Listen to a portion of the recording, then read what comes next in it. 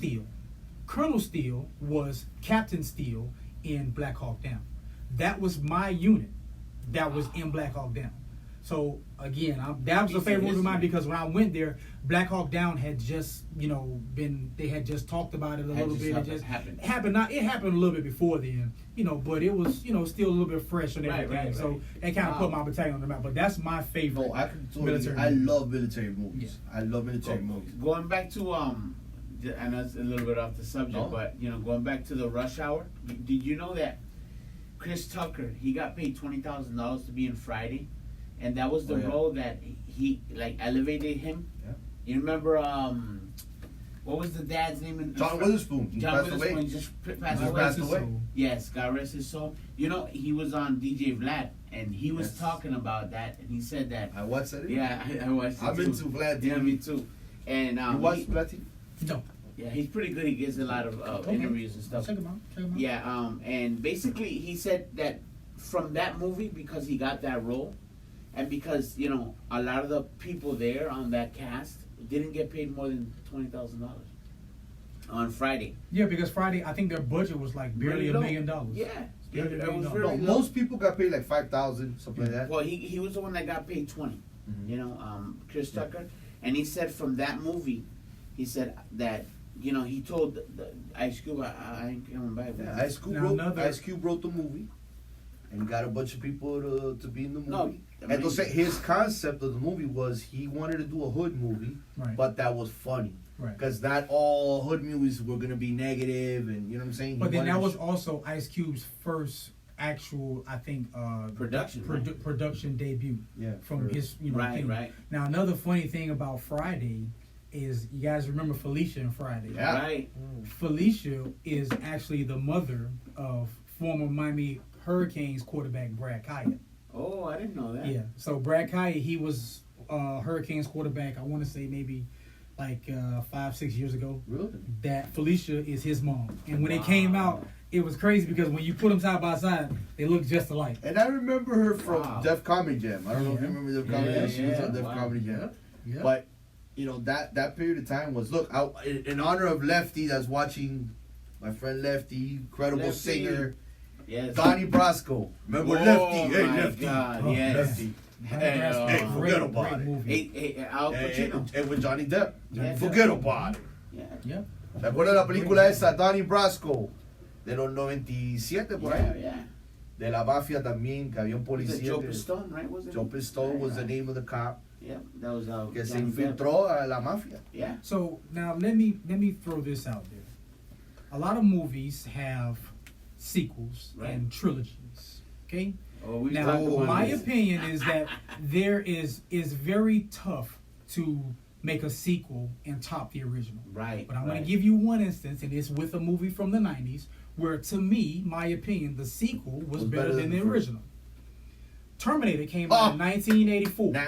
And 92 was the one that... And 91. 91. Terminator 2 came out, and Terminator 2 was better than Terminator 1. That was the technology, the cinematography. Edward Furlong. Yes. Edward Furlong, Arnold Schwarzenegger. That was a young, what's the guy's name? The guy that did the T-1000. Robert Patrick. Yes. And Linda Hamilton. Yes. So... I mean, that movie, to me, when you look at how that movie was made and the technology at the time in there, it was like oh my God, like you're looking at it, and it was such a better story. James Cameron was the director, and the budget, I believe, was astronomical. Titanic, he did the Titanic. Yeah, Titanic's another 90 movie. That we could talk another hour. Yeah. But James Cameron. But you know what? I have memories of, if my father's watching, mi papá está mirando, el primer Terminator. Yo lo fui a ver con mi papá solo. Wow. En Hialeah había un teatro que se llamaba Apollo. El Apolo. Plácido, yo no sé si tú te acuerdas de ese teatro que se llamaba Apolo ahí en la 12 con la 40 y pico. I went to see that movie with my father. Y yo me acuerdo que yo tenía miedo cuando le sacó el ojo del eye. When he takes out the eye. He's like in the bathroom. Yeah. He sale the red light así. Yeah. I was like 5 years old. What was I? 4 years old? 5 years old. I was born in 1980. Yeah. Vi esa película. When the movie came out, 91, I was about 11 years old. Y Edward Furlong, que era el muchacho joven, He was super famous. Yeah, yeah. Like super famous. He was the guy on the bike, remember? And the song, guys remember from Guns N' Roses. Yo. Guns N' Roses were the ones who made who pretty. I don't know if they did the whole soundtrack, but the famous song they did was Guns N' Roses. Check it out one day. The song. In which movie? In Terminator? Terminator 2. Where he's going off out of the mall, right? Was it? I think they did them. Yeah, it was on. Yeah. Yeah, he's on the dirt But bike. they actually did a song of. I think that's where it plays, that song, in that scene. You know. Yeah, because I remember that part where he's on the bike, but then I'm thinking about the score, the movie of the score. You know what? Yeah, it was called "You Could Be Mine." Yeah, that is that. Yeah. You could be mine. Yeah, that. You know what? The part that like, I was like, wow, was when the guy, the good Terminator. Oh, that was part 1 though, right? Was it?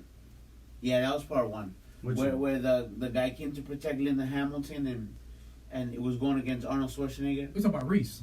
Mm-hmm. That was his father. That's right? John Connor's dad. Yeah, John Connor's dad. But the story, la historia de Terminator. But I'm confusing with number 2. Yeah, because the thing is, Terminator 1. Terminator 1, right? Right. They sent Reese. They sent Reese. Yeah. Right. They sent Reese over to this time, right, to battle that Terminator que enviaron para matar a Linda Hamilton, que iba a dar a nacer a John Connor. Right. But that she was gonna, iba a engendrarlo, yeah. So Reese got to impregnate her, right, at the end of part 1. You can see when she's driving off in the Jeep. Mm-hmm.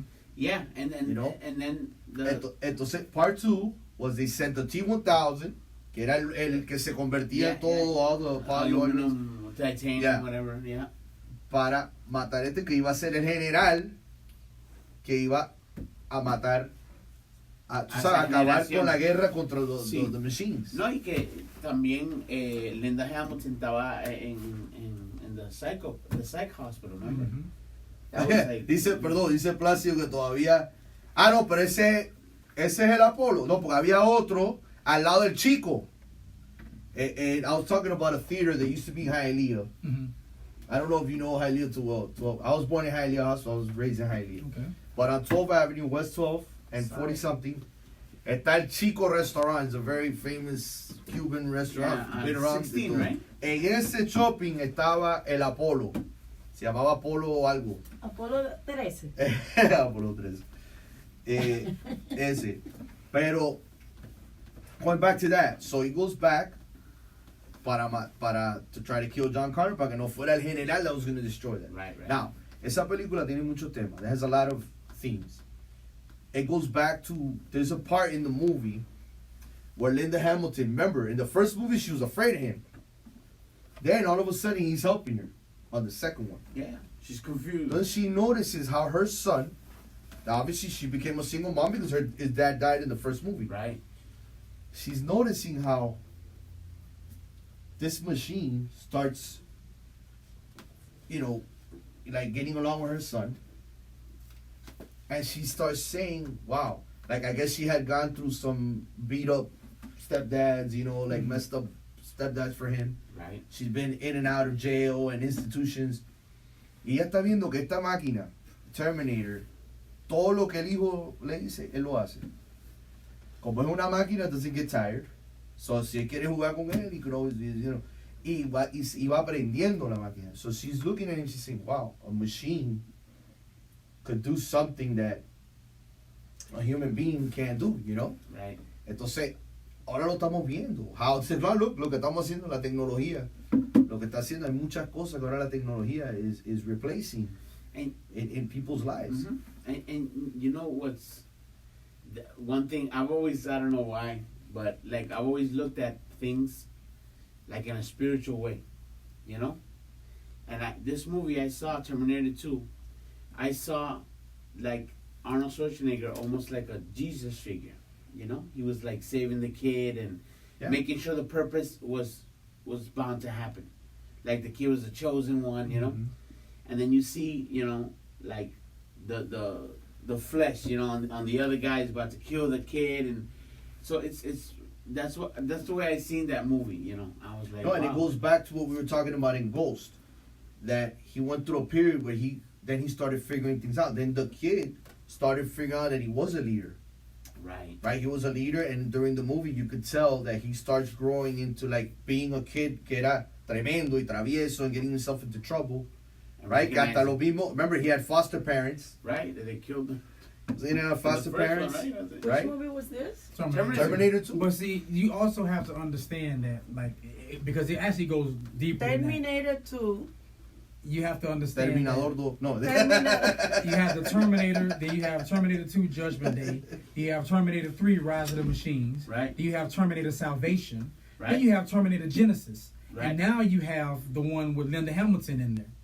That just came out a few months ago. Yeah. So, and when you watch, you have to get all the way to Terminator Genesis until everything, because when they get to Genesis, then you have another Sarah Connor in there. You have another alternate 1984. They actually go back to the same timeline from part one. Right. And then they replay everything.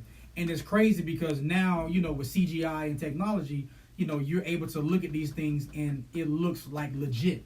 It's the same scene from part one, but it looks way better because of CGI and technology. Right. You know, so Terminator has such a long storyline. And again, originally, remember what I said? How very rare is it that you have a sequel or sequels after that is better than part one. Don't get me wrong, I like part one, but part two was definitely better than part one, and then the other ones after that as well. I have another example for you, how in the 90s there was a sequel. Había una segunda parte en los 90 que hubo una primera parte. Lethal Weapon. Oh my God. Lethal Weapon was Mel Gibson. Lethal Weapon 2 and 3.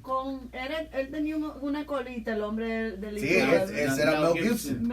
Okay. Joe Pesci. Y con el otro, Danny Glover. Danny Glover. Bueno, el segundo y el tercero. The 2 and 3 were great. Yeah. If you're going to do that, then you could do the same thing with the movie that came out in 1995 with Bruce Willis and Samuel Jackson, and it was Die Hard with a Vengeance. To me, You do the same thing. Die Hard 3 was the best Die Hard. It was the best. Oh, man. It was the best one. And that Die is not Hard 3. everybody. That is not to take away La película from Die the Hard. greatness of Die Hard. Hard, la número 3. La número 3 para mí era mejor. O sea, la primera era buena y la segunda también, pero la tercera. Yeah. I also want to ask, just thinking about that. We'll get back to the topic. Oh my God. But if you're watching, you can translate it for me. I would like to know, anybody that's paying attention, is Die Hard, is the first Die Hard, is that a holiday movie? Okay. Let me know. Yes. Ask them. Is Die Hard a holiday movie? La primera. Because we got some people say it is, and some people say it isn't. Si se acuerdan la película, perdón, Die Hard, Bruce Willis, ¿verdad? Ajá, la número 3. No, Sí, la 1. no, pero la no, 1, yes. la 1, Que es una película de Navidad. hay una cosa que todos los años la ponen en Navidad, porque da la casualidad Que es un party de Navidad. que es un party de Navidad en el of edificio. Christmas, right? Cuando los secuestran los terroristas que eran alemanes. Yeah. And on every network, when they show Christmas movies, they always show Die Hard. But they say that it's technically not a holiday I movie. know. But it takes place, you know, During the around holidays. the I holidays. watched all three of them. So- Number 2 I to me believe was it the is. weakest one, but it was still good. It was, yeah, it was. But And it had John Amos in it. John Amos, yes, John Amos. But to me 3 was incredible. What you got? What you got, Evie? It's not a 90 movie, but I remember my uncle used to torture me with this movie. I'm gonna say it in Spanish. Yo me acuerdo que mi tío me torturaba con esta película, The Good, the Bad, and the Ugly. He Clint used to Eastwood. torture me with The that. Clint So Eastwood. now, Yeah. if we're gonna talk about a The Good, movie, the Bad, and the Ugly. if we're gonna talk about a Over movie with and Clint over. Eastwood, Unforgiven. Talk about Unforgiven. Oh. Come on, brother, I'm with you. Dude, bro. I'm with you. Unforgiven. Now, here's the thing. We're brothers from another mother with a different We are. color. We are. Now, here's the thing. This is what's funny about Clint Eastwood. I actually set up one day on my phone. I don't know why, but I read the entire Wikipedia bio of Clint Eastwood. It's incredible. I read the entire thing. Wow. Now, the thing about Clint Eastwood in this Estamos movie, hablando de Clint Eastwood. Clint Eastwood. Clint The Eastwood. thing about Clint Eastwood is that when you think about his most recent work, when you think about, I don't know, $1 Million Baby, when you think about Gran Torino, when you think about Heartbreak Ridge, when you think about Mule, Heartbreak Ridge, great Serious? army movie. Which one? No, that one was not by him. 007? No, man. No, That's somebody else. But Clint Eastwood movie making, when you Hello? go back, if we're going to go back, Mira, perdón. You represent the ones that are watching, que no saben lo que estamos hablando. Entonces, ahora tú lo que haces es que tú te aprendes y la vas a ver. Entonces nos dice la próxima vez, you tell us next time what you thought, if we were right or not. Yeah. True or not true? it's okay. Your ideas are shooting us into the other topics that we're talking to. Okay. So I'm Acuérdate que okay este with Royalty Barber Salon. So aquí la que Right. manda eres tú. Salon. But yeah, Clint Eastwood has just been making, directing, producing, starring in, writing movies for so long, and they've been so good. You know, when you talk about, if we're going to talk about the 90s movies first, Unforgiven was a wonderful movie. And Clint Eastwood got his start in Western movies. That's what he Morgan did. Freeman. Dirty Harry, right? Was it? Gene Hackman. Even before that. Oh, Gene my Hackman. God. Huh. Gene Hackman. Mira, si mi papá está mirando, my father is probably the Wait a biggest. minute. Hold on. Gene Hackman. When we're talking No, about Gene Clint Hackman, Eastwood wait a fan. minute. No, my dad's the biggest Clint Eastwood fan and a Yeah. Western fan. I mean, my dad, Okay, you wait. put any Western on it. Okay, so Gene Hackman, you reminded me. Oh my Because God, that my is God. one of my favorite actors too. Enemy of the State. Enemy of the State, that was what was Enemy of the State might have been late 90s. I think it was. Yeah, it was. 1999, I He think. did a bunch But of even before then, 99. my favorite Gene Hackman movie is with him and Denzel Washington and another all-star cast, Crimson Tide. Oh my God. Crimson Tide. That movie, It's a great movie. the struggle, the battle of power on